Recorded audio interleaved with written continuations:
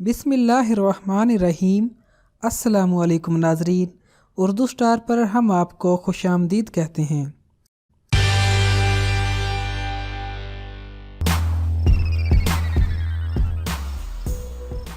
एक दफ़ा का जिक्र है कि एक बादशाह अपने दोस्तों के साथ शिकार खेलने के लिए जंगल में जा रहा था। रास्ते में उसको एक मांगने वाली फकीरनी नजर आई।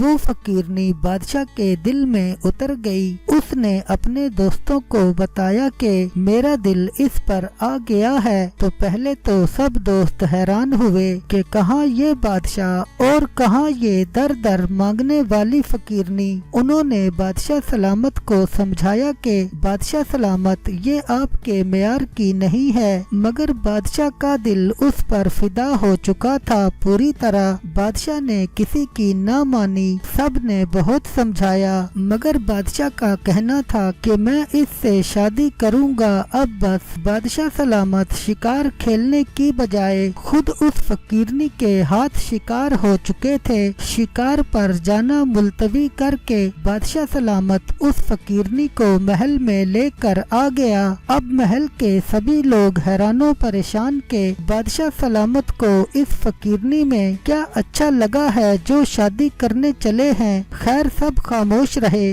बादशाह सलामत ने हुक्म दिया कि इसको तैयार किया जाए, शाही लिबास ज़ेब तन किया जाए। बादशाह सलामत के हुक्म पर फौरन अमल शुरू कर दिया गया। उसको कई दफा गुस्ल दिया गया। आखिर में अर्के गुलाब से उसको गुस्ल दिया और शाही लिबास ज़ेब तन करवा दिया। जब वो तैयार होकर आई तो सबके मुंह खुले के खुले रह गए कि जैसे आसमान से कोई परी उतर आई हो।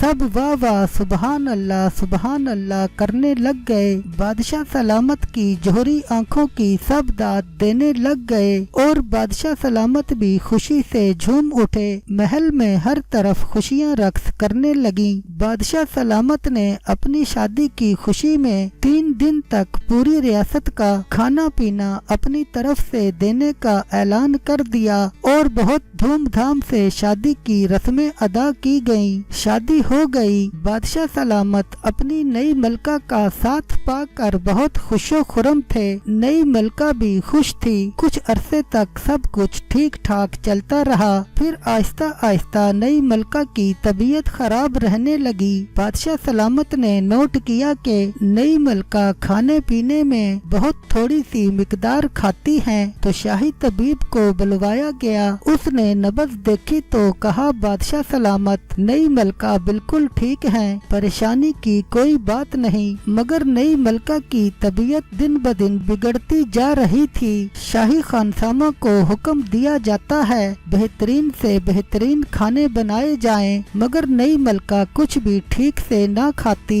वो दिन ब दिन कमजोर हो रही थी। आंखों के नीचे हल्के भी गहरे होते जा रहे थे। बहुत सारे तबीब आए, मगर किसी को भी नई मलका की बीमारी का पता ना चल सका। मलका की हालत बिगड़ती जा रही थी। बादशाह सलामत ने अपनी रियासत में ऐलान करवा दिया, जो नई मलका का इलाज दरियाफ्त करेगा उसको मुंह मांगा इनाम दिया जाएगा। फिर एक ना खत्म होने वाला सिलसिला शुरू हो गया। तलुए आफ्ताब से लेकर गरूबे आफ्ताब तक लोगों का ताना बाना बंधा रहता, मगर किसी को भी समझ नहीं आ रही थी कि आखिर नई मलका को बीमारी क्या है। उन्हीं दिनों में उस रियासत में एक अल्लाह का नेक बंदा रहने के लिए आ जाता है। वो अल्लाह वाला इल्मो तिब का भी माहिर होता है। जब बादशाह सलामत को पता चलता है तो बादशाह सलामत हुक्म देता है उस अल्लाह वाले को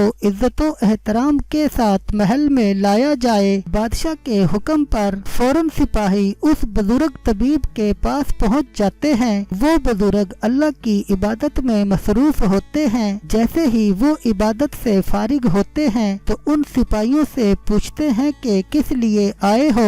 सिपाही सारा माजरा सुनाते हैं और कहते हैं आपको बादशाह सलामत ने याद किया है। वो बुजुर्ग तबीब उनके साथ महल में आ जाता है। बादशाह सलामत के हमरा वो नई मलका के कमरे में आता है तो देखता है कि वहाँ पर एक इंतहाई कमजोर कमजोर औरत शाही लिबास ज़ेबे तन किए हुए लेटी है। जब उसकी नब्ज़ को देखता है तो वो खुराक की कमी की वजह से बहुत ही सुस्त चल रही होती है। वो बुजुर्ग बहुत हैरान होता है कि ये माजरा क्या है। वो बादशाह को तो कुछ नहीं कहता, सबसे ये पूछता है कि शादी को कितना अरसा हो गया और किस खानदान से शादी करके लाए हैं आप। बादशाह सलामत शुरू से लेकर शादी तक का सारा किस्सा सुनाता है और ये भी बताया कि मलका ने खाना पीना बिल्कुल छोड़ रखा है। शाही खानसामा ने बहुत आला आला पकवान तैयार किए मगर मलका ने सब कुछ खाने से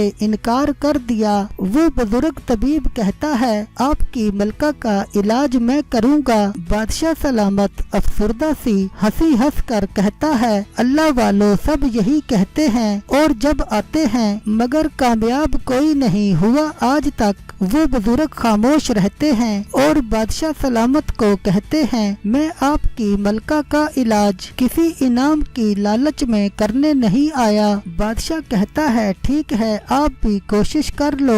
वो बुजुर्ग कहता है जैसे जैसे मैं बोलूं वैसे ही सब ने करना है। बादशाह सलामत कहता है ठीक है। उस बुजुर्ग ने महल में छोटे छोटे दरीचे बनवाए काफी ज्यादा और हर दरीचे के अंदर एक खाने पीने की चीज रख दी और मलका के कमरे से सबको निकाल दिया। अब मलका अपना कमजोर जिस्म को बमुश्किल से संभाल कर हर दरीचे में जाकर सदा लगाती अल्लाह के नाम पर कुछ खाने को दो और फिर वो उस दरीचे से खाने पीने की चीज उठाकर खाने लग जाती। जैसे जैसे वो सदा लगाती वैसे ही अगले दरीचे से खाने वाली चीज उठाकर खाने लग जाती। ऐसे करते करते कुछ दिन बीत गए। वो नई मलका बिल्कुल तंदुरुस्त हो गई। बादशाह सलामत बहुत हैरान हुआ कि मेरी मलका चंद दिनों में कैसे ठीक हो गई, ना कोई दवाई खाई। बादशाह सलामत उन बुजुर्ग तबीब को बुलाता है और पूछता है कि ये क्या माजरा है, मलका को क्या बीमारी थी और बिना दवाई के कैसे ठीक हो गई। वो बुजुर्ग मुस्कुराने लगे और कहने लगे कि जब किसी को औकात से भरकर कुछ अचानक मिल जाए तो हजम करना मुश्किल हो जाता है। बस आपकी नई मलका के साथ भी यही मामला पेश आया। वो जात की फकीरनी थी, आपने एकदम से मलका बना डाला। इसको ये सारी चीजें हजम नहीं हो रही थीं। वो भूखी रहती थी क्योंकि इनको आदत ही नहीं थी शाही खानों की। वो दर दर से मांग कर खाने की आदी थी। इसी वजह से उनको एक दर का खाना पसंद नहीं आ रहा था और मुंह से कुछ बोल भी नहीं रही थी।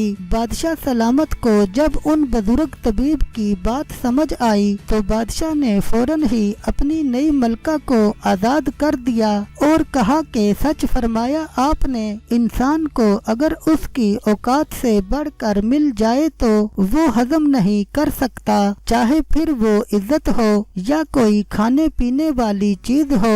छोटे लोग हजम नहीं कर सकते।